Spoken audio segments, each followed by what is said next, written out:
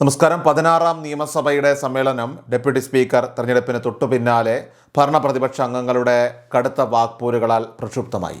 സഭയുടെ തുടക്കത്തിൽ തന്നെ ഇരുപക്ഷവും കൃത്യമായിട്ടുള്ള തന്ത്രങ്ങളോടുകൂടി കരുത്തറിയിച്ചതോടെ നിയമസഭാ മന്ദിരം വൻ രാഷ്ട്രീയ പോരാട്ടത്തിന് വേദിയാവുകയായിരുന്നു. മുൻ LDF സർക്കാരിൻ്റെ കാലത്തെ സംസ്ഥാനത്തെ ധനസ്ഥിതി സംബന്ധിച്ച് നിലവിലെ UDF സർക്കാർ ധവളപത്രം പുറത്തിറക്കുമെന്ന മുഖ്യമന്ത്രി VD സതീശൻ്റെ പ്രഖ്യാപനമാണ് സഭയെ പെട്ടെന്ന് ചൂടുപിടിപ്പിച്ചത്. ഭരണപക്ഷത്തിൻ്റെ ഈ നീക്കത്തിനെതിരെ കടുത്ത ഭാഷയിൽ ആഞ്ഞടിച്ചുകൊണ്ടായിരുന്നു പ്രതിപക്ഷ കസേരയിലെ തൻ്റെ ആദ്യ രാഷ്ട്രീയ അമ്പ് പ്രതിപക്ഷ നേതാവ് പിണറായി വിജയൻ തൊടുത്തത്. എന്നാൽ ഭരണപക്ഷ നിലയിൽ നിന്ന് മുഖ്യമന്ത്രി VD സതീശൻ ഇതിന് അതേ നാണയത്തിൽ തന്നെ മറുപടി നൽകിയതോടെ സഭയ്ക്കുള്ളിൽ വാക്കുകളുടെ വലിയൊരു യുദ്ധം തന്നെ രൂപപ്പെടുകയായിരുന്നു. നിയമസഭയിൽ സംസ്ഥാനത്തെ രൂക്ഷമായ വിലക്കയറ്റത്തെക്കുറിച്ച് ചർച്ച ചെയ്യണമെന്നാവശ്യപ്പെട്ട് പ്രതിപക്ഷം കൊണ്ടുവന്ന അടിയന്തര പ്രമേയ നോട്ടീസിന്മേൽ സംസാരിക്കുമ്പോഴായിരുന്നു ധവളപത്രം വരുന്നുണ്ടെന്ന കാര്യം മുഖ്യമന്ത്രി സഭയെ അറിയിച്ചത്. ഈ പ്രഖ്യാപനത്തെ വളരെ ആത്മവിശ്വാസത്തോടെ നേരിട്ട പ്രതിപക്ഷ നേതാവ് പിണറായി വിജയൻ ധവളപത്രം എന്ന ഈ ഉമ്മാക്കി കാണിച്ച് തങ്ങളുടെ വായടപ്പിക്കാൻ നോക്കേണ്ടെന്ന് സർക്കാരിന് മുന്നറിയിപ്പ് നൽകി. ധവളപത്രം വരുമ്പോൾ അത് നേരിടാൻ പ്രതിപക്ഷം സന്നദ്ധമാണെന്ന് വ്യക്തമാക്കിയ അദ്ദേഹം ജനകീയ പ്രശ്നങ്ങളിൽ നിന്നുള്ള സർക്കാരിൻ്റെ ഒളിച്ചോട്ടമാണിതെന്നും ആരോപിച്ചു. ഭരണപക്ഷത്തിൻ്റെ നടപടികളിൽ പ്രതിഷേധിച്ചുകൊണ്ട് പ്രതിപക്ഷ അംഗങ്ങൾ സഭയിൽ നിന്ന് കൂട്ടത്തോടെ വാക്കൗട്ട് പ്രഖ്യാപിക്കുന്നതിലേക്ക് കാര്യങ്ങൾ നീങ്ങിയതോടെയാണ് സഭയെ കൂടുതൽ നാടകീയമായിട്ടുള്ള രംഗങ്ങളിലേക്ക് നയിച്ച സ്പീക്കർ തിരുവഞ്ചൂർ രാധാകൃഷ്ണൻ്റെ ആ തന്ത്രപരമായിട്ടുള്ള ഒരു നീക്കം ഉണ്ടാകുന്നത്. പ്രതിപക്ഷം സഭ ബഹിഷ്കരിച്ച് പുറത്തേക്ക് പോകുന്ന ആ സമയത്താണ് സഭയിലെ കീഴ്വഴക്കങ്ങളെയും ചട്ടങ്ങളെയും ഒക്കെ ചൊല്ലിയുള്ള വലിയൊരു തർക്കത്തിന് സ്പീക്കറുടെ റൂളിംഗ് കാരണമായത്.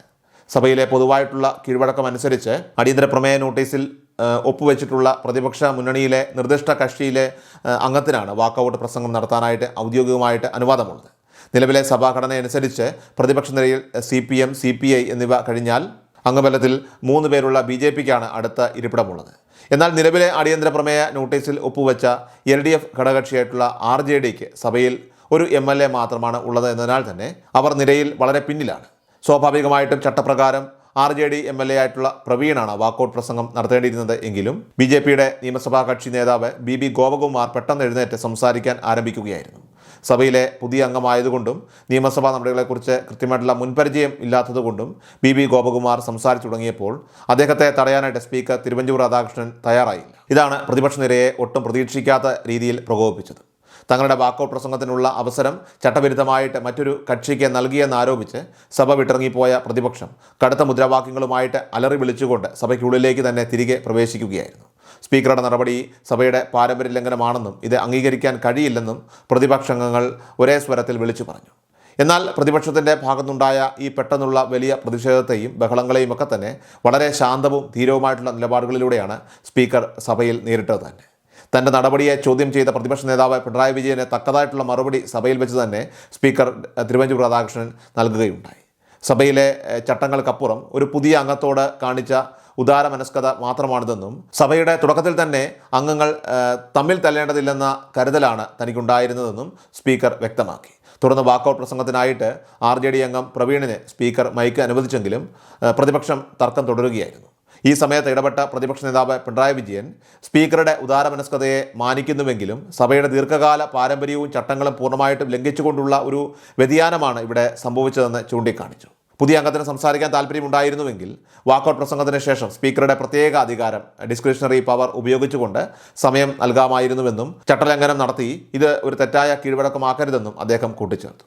പ്രതിപക്ഷ നേതാവിൻ്റെ ഈ വാദങ്ങൾക്ക് കൃത്യമായ മറുപടി നൽകിക്കൊണ്ട് സ്പീക്കർ തിരുവഞ്ചൂർ രാധാകൃഷ്ണൻ സഭയിലെ തർക്കങ്ങൾക്ക് ഔദ്യോഗികമായിട്ട് വിരാമം വിട്ടു. ഇതൊരു പുതിയ കീഴ്വഴക്കമായിട്ട് മാറില്ലെന്ന് താൻ മുൻപ് തന്നെ വ്യക്തമാക്കിയിട്ടുണ്ടെന്നും സഭയിൽ ആദ്യമായി എത്തിയ ഒരു അംഗം തൻ്റെ കന്നിപ്രസംഗം നടത്തുമ്പോൾ അത് പാതി വഴിയിൽ വെച്ച് തടയുന്നത് ഒരു സ്പീക്കർ എന്ന നിലയിൽ തൻ്റെ ജനാധിപത്യ പാരമ്പര്യത്തിന് ചേർന്നതല്ലെന്നും അദ്ദേഹം റൂളിംഗ് നൽകി. ഇതൊരു രാഷ്ട്രീയ ശത്രുതയുടെ വേദിയാക്കി മാറ്റരുതെന്നും ഉദാരമനസ്കതയോടെ കാര്യങ്ങളെ കാണണമെന്നും സ്പീക്കർ ഓർമ്മിപ്പിച്ചു.